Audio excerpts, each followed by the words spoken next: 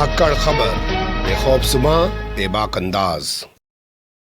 धाकड़ खबर के news room से मैं आपके साथ हूं अकरम रईस खान। धर्म संसद के हालात से जुड़े अपडेट्स का ताजा बुलेटिन लेकर एक बार फिर से आपके सामने हाजिर हो गया हूं। आज का बुलेटिन 4 हिस्से में आपके सामने रखने जा रहा हूं। खबर के पहले हिस्से में कुछ अच्छी खबरों से आपको रूबरू कराने की कोशिश करेंगे जो आ रही उत्तर प्रदेश के देवबंद से, उत्तर प्रदेश के रामपुर से। आरएसएस से जुड़ी हुई भी कुछ अच्छी खबरें हैं। तो आप सोच सकते हैं कि आरएसएस से जुड़ी हुई भी कोई अच्छी खबर हो सकती है क्या, तो उसे जानने के लिए खबर के पहले हिस्से में जुड़िएगा। इसके अलावा खबर के दूसरे हिस्से में आपके सामने रखने की कोशिश करेंगे कि क्लब हाउस को लेकर, सुल्ली डील को लेकर, बुल्लीबाई ऐप को लेकर पुलिस क्या कर रही है, क्या कार्रवाई पुलिस की चल रही है, उससे आपको अवगत कराने की कोशिश करेंगे। खबर के तीसरे हिस्से में आपको बताएंगे कि दिल्ली, हरिद्वार, रायपुर के बाद अब छत्तीसगढ़ के कोरबा में शपथ ली गई है भारत को कट्टर हिंदू राष्ट्र बनाने की। पूरा वीडियो आपके सामने रखने की कोशिश करेंगे। खबर के चौथे हिस्से में आपको बताएंगे कि 22 और 23 दिसंबर की जो धर्म संसद प्रस्तावित थी उत्तर प्रदेश के अलीगढ़ में, वो तो पोस्टपोन कर दी गई है, अभी स्थगित कर दी गई है। लेकिन नई तारीख के लिए जब कोर कमेटी की मीटिंग हुई तो उस दौरान किस तरीके का जहर उगला गया है, बोलती हुई तस्वीरों की जबानी खबर के चौथे हिस्से में देखिएगा धर्म संसद की कोर कमेटी से जुड़ी हुई पूरी कहानी। लेकिन अभी शुरुआत करते हैं खबर के पहले हिस्से के साथ। खबर के पहले हिस्से में जैसा मैंने आपको कहा कि कुछ अच्छी खबरों से आपको रूबरू करा देते हैं। जैसे अमर उजाला में एक खबर छपी है, इसमें कहा गया है कि मौलाना सैयद अरशद मदनी, आप जानते हैं ना जमात उलमा हिंद के 2 गुट हैं। एक गुट पर चाचा अध्यक्ष है यानी कि मौलाना अरशद मदनी, दूसरे गुट पर महासचिव बने हुए बैठे हैं भतीजे यानी कि मौलाना सैयद महमूद मदनी। तो मौलाना अरशद मदनी के हवाले से खबर छपी है कि उन्होंने एक प्रेस रिलीज जारी की और प्रेस रिलीज जारी करके उन्होंने कहा जिस तरीके की धार्मिक और वैचारिक जंग शुरू हो गई है आजकल देश के अंदर, पिछले काफी समय से देखने में आ रहा है, उससे लड़ने के लिए किसी टेक्नोलॉजी की जरूरत नहीं है भैया। ना इंटरनेट चाहिए, ना मोबाइल चाहिए, ना फेसबुक चाहिए, ना यूट्यूब चाहिए, किसी टेक्नोलॉजी की जरूरत नहीं है। जरूरत अगर है तो सिर्फ एकमात्र रास्ता है, वो है शिक्षा। ये कौन कह रहे हैं? मौलाना सैयद अरशद मदनी। आज़ादी के बाद जितनी भी सरकारें आई हैं उन्होंने मुसलमानों को शिक्षा से दूर रखा है, जिसके चलते सच्चर कमेटी की रिपोर्ट में यह कहा गया है कि मुसलमानों की हालत शिक्षा के क्षेत्र में, व्यापार के क्षेत्र में दलितों से भी बदतर हो गई है। ये उनके हवाले से छपा है। इसलिए उन्होंने कहा कि मुसलमान पेट पर पत्थर बांध ले। क्या बांध ले? पेट पर पत्थर बांध लें, अपने बच्चों को शिक्षा दिलवाएं, लेकिन शिक्षा उन संस्थानों से दिलवाएं जहां पे आज के दौर की शिक्षा के साथ साथ धार्मिक शिक्षा भी दी जाती हो। ये मौलाना सैयद अरशद मदनी के हवाले से छपा है। 75 साल बाद ये होश आई है। क्या इन लोगों ने कोई स्कूल बनाने की कोशिश की है? क्या इन लोगों ने कोई कॉलेज बनाने की कोशिश की है? क्या इन लोगों ने कोई यूनिवर्सिटी बनाने की कोशिश की है? एक मौलाना आ गए थे जो गुजरात के मौलाना वस्तानवी थे, मोहतमिम बना दिए गए थे देवबंद के। वो पॉलिटेक्निक कॉलेज भी चलाते हैं, इसके अलावा बहुत सारा सब कुछ चलाते हैं, लेकिन इनकी जमीनें हिल गई थी। इन्होंने कहा कि अगर ये मौलाना देवबंद का मोहतमिम बन के बैठ गया तो हमने जो 70 साल में लोगों को अनपढ़ बना के रखा है, हमारे तो तोते उड़ जाएंगे। खैर, उस पर विस्तार से कभी बात करने की कोशिश करेंगे, लेकिन ये एक खबर है। 75 साल बाद ये लोग बोल रहे हैं, कर अब भी नहीं रहे हैं, क्योंकि अपने अखबार, तमाम मैगजीन तो बंद कर दी हैं। आरएसएस के अखबार इनकलाब में रोजाना फ्रंट पेज पे छपते हैं या छपवाए जाते हैं। अब किसके शहर पे छपते हैं या छपवाए जाते हैं वो आप लोग सोचिएगा। दूसरी खबर आपके सामने रख रहा हूं, देख लीजिए। मुस्लिम राष्ट्रीय मंच नाम का एक संगठन है जो आरएसएस ने मुसलमानों के लिए बना रखा है। उस संगठन से जुड़े हुए कुछ लोग पहुंच गए मुरादाबाद, संभल, आसपास के पूरे इलाके में घूमे। इस खबर के मुताबिक उन्होंने वहां कई सारी जगह पर जाकर मुसलमानों से मीटिंग की है, उनके उलमा से मीटिंग की है और उन्होंने कहा है कि वो आने वाले विधानसभा चुनाव में भारतीय जनता पार्टी को वोट दें, क्योंकि भारतीय जनता पार्टी तुष्टीकरण की राजनीति नहीं करती है और सबका साथ, सबका विकास, सबका विश्वास और सबके प्रयास से आगे बढ़ती है। ये उन्होंने कहा है। लेकिन हमारी खबर ये नहीं है, हमारी खबर कुछ और है। इन्होंने कहा है कि जो ये धर्म संसद हो रही है ना जी, इससे आरएसएस का कोई लेना देना नहीं। जो धर्म संसद में बोला जा रहा है उससे मोदी सरकार का, योगी सरकार का कोई लेना देना नहीं है। लेकिन यहां सवाल इससे भी बड़ा ये खड़ा हो जाता है कि ठीक है, मान लेते हैं आपका कोई लेना देना नहीं है, लेकिन आप सत्ता में बैठे, कार्रवाई तो करके दिखाओ। कार्रवाई क्यों नहीं करके दिखाते हैं? जब मामला सुप्रीम कोर्ट में चला जाता है तब जाके कहीं जितेंद्र नारायण सिंह त्यागी उर्फ वसीम रिजवी या यति नरसिम्हानंद की गिरफ्तारी होती है और गिरफ्तारी के बाद भी कोई नहीं कुछ बोलता है। गिरफ्तारी के बाद तो कुछ बोलना चाहिए था। सुप्रीम कोर्ट में मामला चला गया था, तब तो आपकी सरकार को कुछ बोलना चाहिए था। या बस सरकार के तलबे चाटने की आदत है और एक संगठन बना लिया है सत्ता की खुशनुदी हासिल करने के लिए, और कुछ अपने भोपू मुस्लिम इकट्ठे कर लिया और उनके बीच में जाके ये सब करना है, ये कहा जा सकता है। या इसके दूसरे माने भी निकाले जा सकते हैं कि भैया कुछ समाज को फायदा पहुंचाना है तो चलो इनकी चमचागिरी कर लेते हैं और मुस्लिम राष्ट्रीय मंच में शामिल हो जाते हैं। यह खबर का पहला हिस्सा हुआ। अब चलते हैं खबर के दूसरे हिस्से की तरफ। खबर के दूसरे हिस्से में बात कर लेते हैं क्लब हाउस को लेकर। क्लब हाउस का जो चैट रूम बनाया गया था उसमें 400 से ज्यादा लोग शामिल थे, कई सारी लड़कियां भी शामिल थीं। आप जानते हैं सबसे पहले सामने आया था सुल्ली डील ऐप, जहां पे मुस्लिम लड़कियों की नीलामी की जा रही थी। FIR जुलाई में दर्ज हुई, लेकिन निकम्मी नाकारा बन चुकी दिल्ली पुलिस कोई गिरफ्तारी नहीं कर पाई जनवरी 2022 तक, जब मुंबई पुलिस ने बुल्लीबाई ऐप वाला मामला सामने आया और उसमें 3 लोगों को गिरफ्तार कर लिया। उसके बाद दिल्ली पुलिस एक्टिव हुई और उसने जाके नीरज बिश्नोई नाम के एक शख्स को असम से गिरफ्तार कर लिया और दिखाया कि वो मास्टरमाइंड था। उसके बाद एक नई एंट्री हुई क्लब हाउस की। क्लब हाउस एक तरीके का वॉइस चैट ग्रुप बनाया जाता है। तो ये वॉइस चैट ग्रुप जो बनाया गया था इसमें करीब 400 लोग शामिल थे। यहाँ पे मुस्लिम लड़कियों को लेकर बात की जा रही थी कि वो हिंदू लड़कियों के मुकाबले कितनी सुंदर होती हैं, कहाँ से सुंदर होती हैं, कैसे सुंदर होती हैं, एक्सेट्रा एक्सेट्रा, जो भी वो बोलना चाहते थे वो सब बोल रहे थे। वो मामला सामने आने के बाद दिल्ली महिला के अध्यक्ष ने दिल्ली पुलिस को कहा कि कुछ कार्रवाई करो। वो तो करना पाई, लेकिन मुंबई पुलिस ने FIR दर्ज करके 3 लोगों को हरियाणा के करनाल से जाके गिरफ्तार कर लिया, जिसमें जो है आकाश पाल और उसके 3 साथी गिरफ्तार किए गए हैं। अपडेट यह है कि उनको रिमांड के बाद जो है जेल भेज दिया गया है, रिमांड पूरी होने के बाद। अब दिल्ली पुलिस के हवाले से कुछ खबर छपी है। दिल्ली पुलिस का एक विभाग है जिसको आप कह सकते हैं IFSO ने जांच करके बताया है कि जून 2021 में, बताइए जून 2021 से ये सब चल रहा है।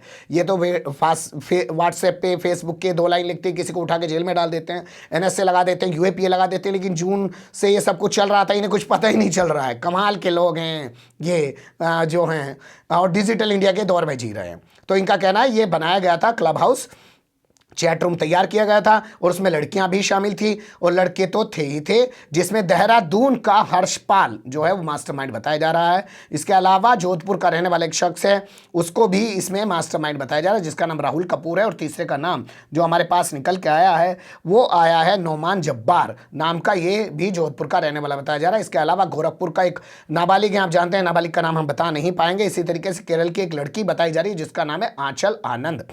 400 के करीब लोग हैं, सबको चिन्हित करने की कोशिश की जा रही है। ये लोग इसलिए चिन्हित हो गए क्योंकि हाल फिलहाल में जब ये चैट वायरल हुआ इनका, तो उस टाइम ये लोग ऑनलाइन थे। बताया जाता है इस जो क्लब हाउस है ये कि जब भी जो कोई बोलता है तो वो ऑनलाइन नज़र आता है, जब भी जो बोलेगा वो ऑनलाइन नज़र आएगा। इसके अलावा जो नहीं बोलेगा सिर्फ सुनेगा वो ऑनलाइन नज़र नहीं आते हैं, ऐसा कुछ बताया जा रहा है। तो उनको चिन्हित करने की कोशिश की जा रही है। पर आप अंदाज़ा लगा सकते हैं कि 400 के करीब लोग इसमें शामिल थे, जिसमें लड़कियां भी शामिल हैं जो मुस्लिम लड़कियों को लेकर बातें कर रही थी या उनके सामने बातें हो रही थी। अब चलते हैं खबर के तीसरे हिस्से की तरफ।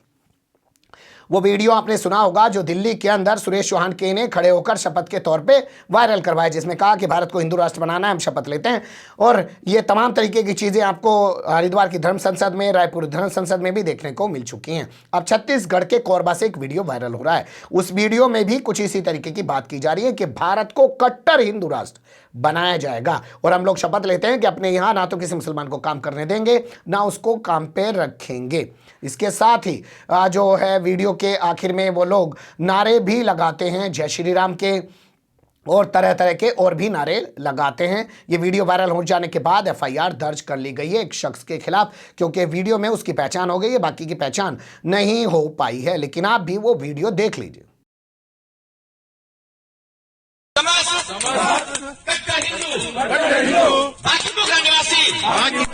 जिला कोरबा छत्तीसगढ़ आज अग्नि को साक्षी मानकर ये संकल्प लेते हैं कि हम अपने भारत को एक कट्टर हिंदू राष्ट्र बनाएंगे। हम अपने घरों से अपने मंदिरों से अपने पूजा स्थल भी हम यह भी संकल्प लेते हैं कि हम एक दूसरे से मिलकर अपने हिंदू भाई को हर स्तर से व्यापारिक, सामाजिक, आर्थिक सहयोग प्रदान करेंगे। हम अपने प्रतिष्ठानों में, अपने घरों में, अपने व्यवसायों में सिर्फ और सिर्फ हिंदू भाई को ही रखेंगे, ताकि हम अपने हिंदुत्व को और भी ज्यादा मजबूत कर सके। आज इसी संकल्प व संकल्प से हम इसका अनुसरण करेंगे, इसका पालन करेंगे। जय जय श्री राम। जय श्री राम। हिंदू सुरक्षा सेना जिंदाबाद, जिंदाबाद जिंदाबाद, हिंदू सुरक्षा सेना जिंदाबाद, जिंदाबाद जिंदाबाद। जय जय श्री राम। जय जय। अग्नि को साक्षी मानकर, यानी कि अग्नि को गवाह बनाकर ये लोग जो है शपथ ले रहे हैं, कसम खा रहे हैं। कोरबा जिले के जो एसपी हैं, जिनका नाम हमारे पास है मोजराम पटेल, उनके हवाले से ये खबर छपी है और उन्होंने कहा है कि वीडियो वायरल हो जाने के बाद उसका संज्ञान लिया गया और कोतवाली थाने में एफआईआर दर्ज करा दी गई है। एक शख्स को इसमें नामजद किया गया है, बाकी लोगों को इसमें आरोपी बनाया गया है। प्रमोद अग्रवाल नाम का शख्स पहचान में आ गया है, बाकी की पहचान की जा रही है। तो जो कार्रवाई हो रही है, मामले सुप्रीम कोर्ट तक पहुंच गए हैं, लेकिन जब कानून का राज नहीं होता ना, तो लोगों में डर नहीं होता, ना पुलिस का ना कानून का। सख्त कार्रवाई जब तक नहीं होगी तब तक ये चीजें रुकने वाली नहीं है। अब बात कर लेते हैं अलीगढ़ में होने वाली धर्म संसद को लेकर हुई कोर कमेटी की।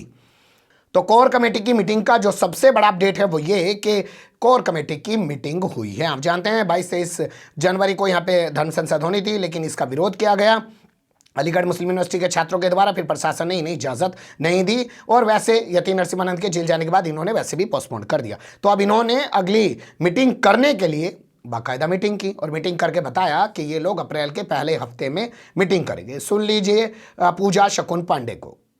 वो हमारी कोर कमेटी यहाँ पर बैठी हुई है धर्म संसद की। आप हरिद्वार से चल करके आए हैं। 23 तारीख को इस बात का था कि हम लोग डिसाइड करेंगे, कोर कमेटी प्रॉपर बैठक लेकर के, कि अग्रिम तारीख कौन सी होगी अलीगढ़ की धर्म संसद की। तो वो अभी हम लोगों ने डिसाइड कर दिया है। अप्रैल के फर्स्ट वीक में हमें आदेश हुआ है, हमारी सारी कोर कमेटी की मीटिंग के बाद हमारे महाराज जी, हमारे जो भी पदाधिकारी हैं और महाराज जी ये संदेशा लेकर के आए हैं और आप लोगों के समक्ष इसीलिए उपस्थित है कि अप्रैल की फर्स्ट वीक में हमारी धर्म संसद होगी। और साथ में हम सुन लिया आपने पूजा शकुन पांडे को, इन्होंने अपना नाम बदलकर अन्नपूर्णा भारती कर लिया है। अब इनके 2 बयान मैं आपके सामने और रखना चाहता हूं। पहले बयान में ये कह रही हैं कि हमें हिंदूकरण करना पड़ेगा और हिंदुओं का सैनिकरण करना पड़ेगा। सुन लीजिए इनकी ज़बानी। अब इस देश का उद्धार संत ही कर सकता है, क्योंकि जिस तरीके से आर्मी में सैनिक बनाए जा रहे हैं और वो बॉर्डर पर लड़ रहे हैं, लेकिन आज बहुत ज़्यादा ज़रूरी है कि शास्त्र संवत होकर के आपको सैनिक बनना है। मैं एक ही नारे को बार बार बोलती हूँ कि राजनीति का हिंदूकरण और हिंदुओं का सैनिकीकरण हो। उसी नारे को, क्योंकि मैं हिंदू महासभा की राष्ट्रीय सचिव भी हूँ, तो इस नाते इसी नारे को आगे ले जाते हुए हम सैनिक और योद्धा बनाने की बात कर रहे हैं, ताकि आत्मरक्षा हो सके और हम सिस्टम के साथी बन सके। ऐसा ना हो कि हम जो है उनकी कमजोर। सुन लिया, पहले राजनीति का हिंदूकरण करना पड़ेगा, फिर जो है हिंदुओं का सैनिकरण करना पड़ेगा, यानी कि उनको योद्धा बनाना पड़ेगा, उनको शस्त्र देना पड़ेगा। इसी के साथ वो कह रही हैं कि जैसे पुराने ज़माने में राज तंत्र के दौरान जो है राजगुरुओं की परंपरा होती थी, ऐसे ही हर जिले में अब मोदी योगी को राजगुरु रखना चाहिए और संतों को, जैसे महिलाओं को और जातियों के आधार पर लोगों को विधानसभा में, लोकसभा में आरक्षण दिया जाता है, वैसे ही आरक्षण देना चाहिए। सुन लीजिए। बता दें कि हमारा जो इसमें उद्देश्य था वो यही था कि जिस तरीके से राजाओं के दरबार में एक राजगुरु की आवश्यकता है, विषम परिस्थितियों में सही निर्णय हो सके, सही निर्णय लेने में उनका मार्गदर्शन हो सके, तो ऐसे में एक राजगुरु होता था। ठीक उसी तरीके से अब समय आ गया है, जबकि योगी जी और मोदी जी जैसे बड़े बड़े राजा वहाँ पर इस समय राज कर रहे हैं, कि एक राजगुरु हर जिले में नियुक्त होना चाहिए आधिकारिक तौर पर। और जिस तरीके से महिलाओं का या जाति के आधार पर आरक्षण है चुनाव में और विधानसभा में सीटें रिजर्व की जाती हैं, उसी तरीके से संतों के लिए भी रिजर्वेशन कर संतों को भी सदन और संसद में भेजना ये हमारी मांग थी, इसके माध्यम से अब हमने शॉर्ट में कर दी है। इस धर्म संसद के माध्यम से यही मांग हम करना चाहते थे कि अब संतों की भी भूमिका होनी चाहिए, क्योंकि अगर देश को शास्त्र संवत सही दिशा देनी है तो संतों को अब क्रियान्वयन में आना होगा।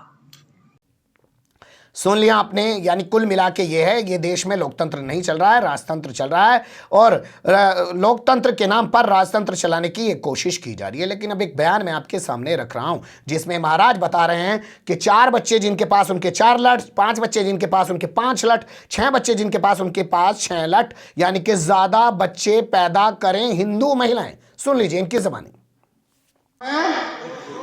एक वोट, लेकिन समस्या क्या आ गई? आपने वोटें पैदा करनी बंद कर दी। जब हम लोग छोटे थे तो कवि साहब आपसे चाहूंगा कि आप इस पर कुछ लिखें। हमने एक दोहा सुना था कि 4 लठ का चौधरी, 5 लठ का पंच, और जिसके घर में 6 लाठी वा को टंच लगे न मंच।